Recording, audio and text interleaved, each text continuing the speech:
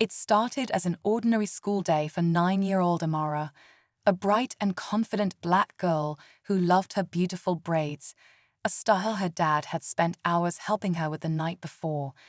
But what happened in the classroom left her in tears. Amara's teacher, someone she was supposed to trust, did the unthinkable, cut her braids, claiming they were distracting. The entire class watched in shock as Amara's confidence crumbled. When her dad, Marcus, heard of what happened, he was heartbroken and furious. As a single father, he'd always taught Amara to embrace her identity and be proud of who she was. But this moment wasn't just about his daughter, it was about something bigger. Determined to stand up for Amara and countless other kids facing discrimination, Marcus decided to take action. What he did next not only changed their lives, but sparked a conversation no one could ignore. Marcus couldn't shake the image of Amara's tear-streaked face as she told him what happened. He replayed her words in his mind, each one stinging more than the last. "She said my hair didn't belong here, Dad," Amara had whispered, her voice breaking. Marcus knew this wasn't just about a haircut. This was about respect, identity, and the subtle ways racism seeps into everyday life. As he sat in their small kitchen that evening, he thought about all the times he'd reassured Amara that her hair was beautiful, a crown that carried her history and culture.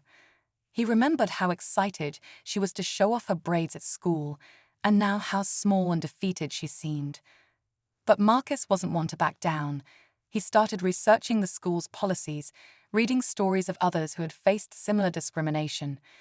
What he discovered lit a fire in him and set the stage for what came next. Marcus decided it was time to confront the school. He scheduled a meeting with the principal, determined to get answers. Walking into the school office the next morning, he felt a mix of anger and nervousness. This wasn't just about Amara. It was about making sure no other child felt the way she did. Sitting across from the principal, Marcus laid it all out. Why would a teacher think it's okay to humiliate a child like this? To strip away her confidence in front of her peers, he asked, his voice steady but firm. The principal, shifting uncomfortably in her seat, offered a vague apology and promised to look into the matter. But Marcus wasn't satisfied. He noticed how quickly she dismissed his concerns, as if this was just another minor complaint. Meanwhile, word about the incident began spreading through the community.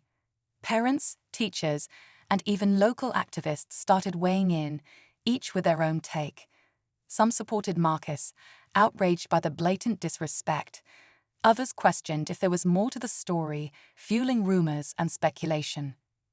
Amara, trying to navigate her feelings, overheard whispers in the hallways at school. Her classmates were talking about her, some defending her, others repeating the teacher's harsh words. The weight of it all grew heavier, and Marcus knew he had to act fast. This wasn't just about standing up to one teacher, it was about challenging a system that had let this happen. Marcus wasn't the type to back down, especially when it came to his daughter.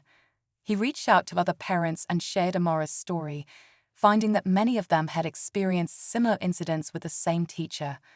A pattern began to emerge, and it became clear this wasn't an isolated event. Fueled by anger and determination, Marcus decided to take things further. He contacted the local news, hoping to shine a light on what had happened. Soon, reporters were calling, asking for interviews. Amara's story was now in the spotlight, and the school was scrambling to control the narrative. The teacher involved had been placed on administrative leave, but for Marcus, that wasn't enough. He wanted real accountability. At the same time, the attention brought both support and backlash. Strangers online weighed in, some praising Marcus for his courage, while others accused him of overreacting. The pressure was mounting, and Amara was caught in the middle. She felt overwhelmed, but also inspired by her dad's determination to stand up for her. Then came the school board meeting. Marcus stood in front of a packed room, his voice shaking with emotion but steady in conviction. He told Amara's story, every detail, every painful moment. The room fell silent as he finished, and the weight of his words hung in the air. But just as it seemed things might shift in their favor, a surprising twist threatened to change everything. As Marcus stepped down from the podium, the room buzzed with murmurs. Just when it seemed like his powerful speech might sway the board, the school's lawyer stood up. With a calm but calculated tone, she announced that the teacher had filed a formal complaint, claiming she was the victim of harassment due to the media attention. The lawyer hinted at a possible countersuit against Marcus for defamation, arguing that the teacher's actions were misunderstood and in line with school policy. The announcement hit Marcus like a ton of bricks. How could they twist the narrative like this? The crowd, once supportive, now seemed divided. Some parents whispered in confusion, while others looked at Marcus with uncertainty. The school board used the moment to pivot the discussion, urging patience while they conducted an internal investigation, a move Marcus knew was just a way to stall. Meanwhile, Amara was struggling at school. The kids who once admired her braids now teased her, repeating hurtful things they'd overheard from adults. Marcus saw the toll it was taking on her and questioned if he had done the right thing by going public.